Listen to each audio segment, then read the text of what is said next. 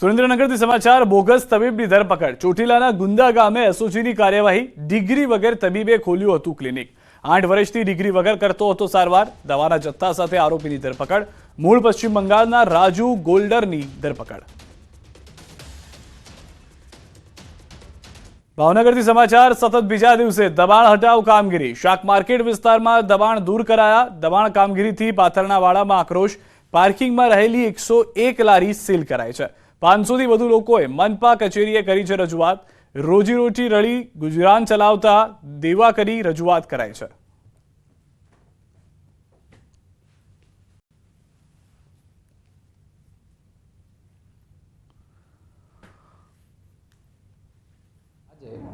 બધા જ લારી ધારકો દ્વારા માનનીય કમિશનર શ્રીને રૂબરૂ મળી તેમની રજૂઆતો કરેલ છે તથા તેમાંથી ઘણી આંશિક રજૂઆતોને ગ્રાહ્ય રાખવામાં આવેલ છે।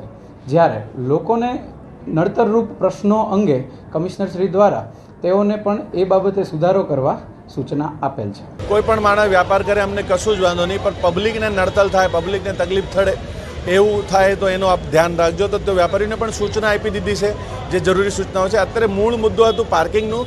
પાર્કિંગમાં અંદર એક ભાડો ચૂકવીને લારી મૂકતા હતા વેપારીઓ, અને લારી અત્યારે બીએમસી દ્વારા જપ્ત કરવામાં આવી છે। તો વેપારીનું એવું માંગણી છે કે અમારી પાસેથી કોઈ જાતનો દંડ લેવામાં ન આવે, કેમ કે અમે તો ઓલરેડી પાર્કિંગને ભાડો ચૂકવીએ છીએ।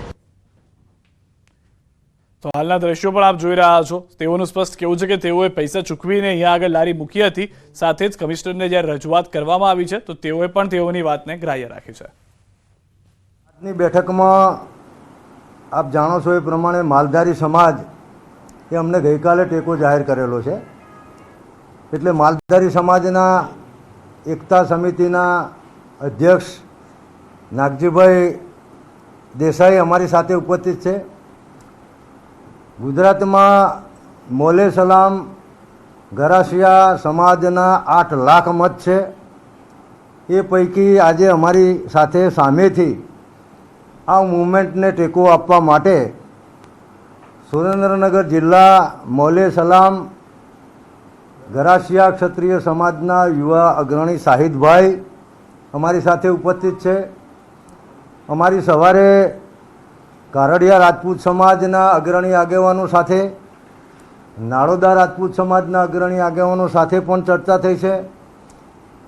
એ બાબતે વિગતે માહિતી મારા પછી સંકલન સમિતિના અમારા મુખ્ય સંકલનકર્તા રમજુભા જાડેજા માહિતી આપવાના છે। એટલે આપ સૌ જાણો છો એ પ્રમાણે આજે વૈષ્ણવ સંપ્રદાયના તમામ સંતોના સમિતિના અધ્યક્ષ ડૉક્ટર સ્વામી ગૌરંગ શરણજીજીએ પણ ક્ષત્રિય સમાજની અસ્મિતાની આ લડાઈમાં। સમાચારો પર હવે નજર કરીએ। નર્મદાથી સમાચાર। મનસુખ વસાવાના આપ પર પ્રહાર। આપ મારા પોસ્ટર ફાડે છે, તેમના કપડા ફાટી જવાના છે। ભરૂચ અને ભાવનગરમાં ગુંડા લોકોને ઉતાર્યા છે। આપના ગુંડા પોસ્ટર ફાડે ને બીજું શું કરે? ભાજપના સરપંચો સારું કામ કરે છે। આપના સરપંચો સમજી વિચારીને કુદમકૂદ કરજો। રાત્રે પોસ્ટરો મારા નીલભાઈ મહેનત કરીને રાત્રે પોસ્ટર લગાડે એમની ટીમ સાથે। નાલાયક લોકો દિવસે વહેલી સવારે એ ફાડી નાખે છે, પણ એની ચિંતા નહીં કરો, એ એમના બધાના કપડા ફાડી જવાના છે। પણ આ દીવો હોલવાનો થાય ને, જયારે દીવો હોલવાનો જોજો તમે, દીવો જયારે હોલવાનો થાય ત્યારે ડબલ રીતના ભડકે પડે। 5 મિનિટમાં હોલવાઈ જાય, પછી તો પાછો પત્તો જ ના લાગે, એ રાખોડ થઈ જાય। એવી આ આપણાની હવા થવાની છે। અને દેશમાં ગુજરાતમાં 2 લડે છે, ભરૂચ અને બીજા ભાવનગર। એટલે આ બધું વડોદરા, છોટાઉદેપુર થી ને બધી સુરત થી ને વલસાડ થી ને તાપી થી ને બધી બાજુથી બધા એના જેવા બધા ઉતાર્યા છે ગુંડા લોકો। એટલે આવા પોસ્ટરો ફાડે ને બીજું શું કરે? 3 મર્ડર થઈ, 3 કચડા ગયા હતા ટ્રક ડમ્પરિયાની નીચે। 3 લોકો, ગરીબ લોકો, કોઈ પૂછતું નહોતું, કોઈ તંત્રના લોકો કોઈ પૂછતા નહોતા। મામલતદાર ને બધા ત્યાં આવ્યા અને ખિસ્સામાં હાથ નાખી ઉભા હતા। એ વખતે એમનો તિલક કરો ભાઈ, એમને મારો તિલક કરો, આરતી ઉતારવી। એટલે જે ભાષામાં દુનિયા સમજે એ જ ભાષામાં અમે સમજાય કે અમારી સાથે જોડાયેલા બધા સરપંચો ખૂબ સુંદર કામ કરે છે। ભલે ભાજપનું કામ નહીં કરે, પણ સરકારની યોજનાનું કામ તો સારું કામ કરે ને। મોટું સંગઠન મજબૂત છે ને, અમારે બીજા કોઈની જરૂર નથી. અમારા ચૂંટાયેલા લોકો એટલા બધા છે ને તાલુકાના જિલ્લાના, બીજાને કોઈ જરૂર નથી. પણ સરપંચ મિત્રોને એટલી મારી વિનંતી કે મોદી સરકાર આટલી બધી ગ્રાન્ટ આપે છે, કેટલી ગ્રાન્ટ આપે. આજે તમે લાલ પીળા છો ને, આ મોદી સરકારના કારણે છે ભાઈ. અને બહુ પછી અવર ચંડાઈ કરશો ને, ધમકી નથી આપતો. આ 3 મહિના પછી મારો સમય છે ભાઈ, બહુ સમજી વિચારીને આપવા કુદાકૂદ કરજો. રણદીપ સુરજેવાલા પર ભાજપના પ્રહાર. હેમા માલિની પર કરેલી ટિપ્પણીનો વિરોધ. હેમા માલિની વિશે અભદ્ર ટિપ્પણી કરી ચૂંટણીમાં મહિલાઓ અપમાનનો જવાબ આપશે તેવું કહેવામાં આવ્યું છે. રણદીપ સુરજેવાલા તરફથી જે ટિપ્પણી કરવામાં આવી હતી તેને લઈને હાલમાં પ્રતિક્રિયા આપવામાં આવી છે. હેમા માલિની ઉપર જે ટિપ્પણી કરવામાં આવી હતી ત્યારબાદ વિરોધ જોવા મળી રહ્યો છે રણદીપ સુરજેવાલાનો.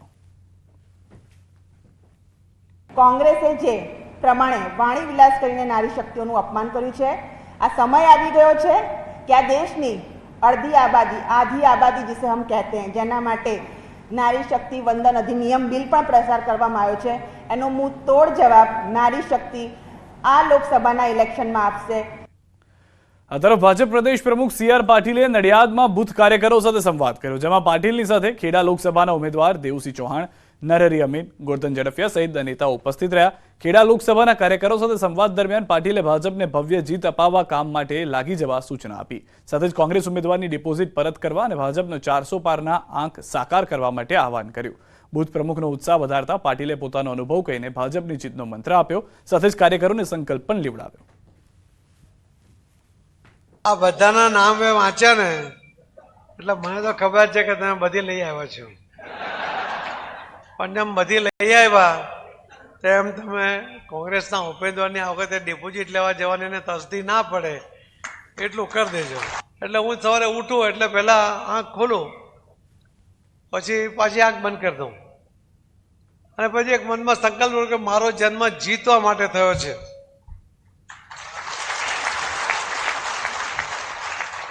મેં ગુજરાત ભારતીય જનતા પાર્ટીના કાર્યકર્તાઓ પાસે પણ આ સંકલ્પ લેવડાવ્યો. તમે લીધો કે નહીં?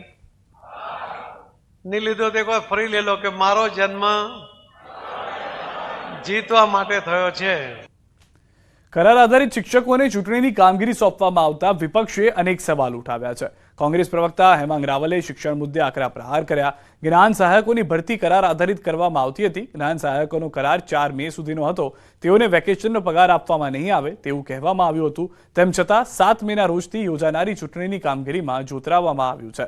વિપક્ષે માંગ કરી છે કે જ્ઞાન સહાયકોને કામગીરીથી દૂર રાખવામાં આવે. તે ઉપરાંત શિક્ષકોની જો ઘટ હોય તો જ્ઞાન સહાયકોને કાયમી કરવામાં આવે. તે ઉપરાંત બોર્ડની પરીક્ષામાં જે પેપરની ચકાસણી થાય છે તે ચકાસણી પણ યોગ્ય ન હોવાનું જણાવ્યું હતું.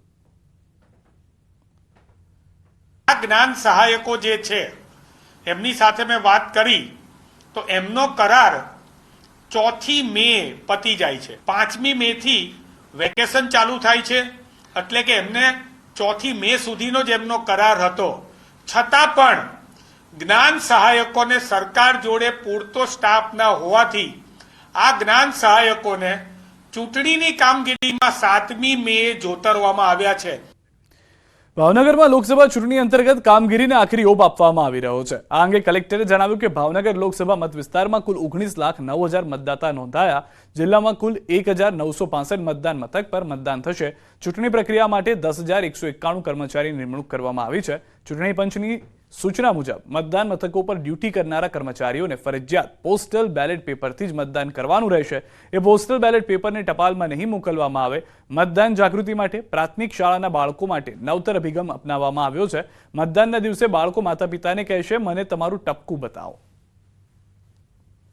આ વખતે જેટલો સ્ટાફ ડ્યુટી ઉપર છે એ બધાના જે પોસ્ટલ બેલેટ પેપર્સ છે એ ટપાલ મારફત નહીં મોકલતા એને ફિઝિકલી ગેધર કરવાની સૂચના કમિશનની છે. પ્રાથમિક શાળાના બાળકોને પાસે અમે લોકો એક નાનકડી એવી એક્સરસાઇઝ કરાવીએ છીએ કે એમના વડીલોને પૂછે કે તમે મતદાન કર્યું, અમને ટપકું બતાવો. સુરત જિલ્લા ચૂંટણી પંચે તાલીમમાં હાજર ન રહેલા 1500 સરકારી કર્મચારીઓને નોટિસ ફટકારી છે. 27 થી 31 માર્ચ સુધી જિલ્લાના 7 વિધાનસભા મત વિસ્તારની પ્રથમ તબક્કાની તાલીમ યોજાઈ હતી.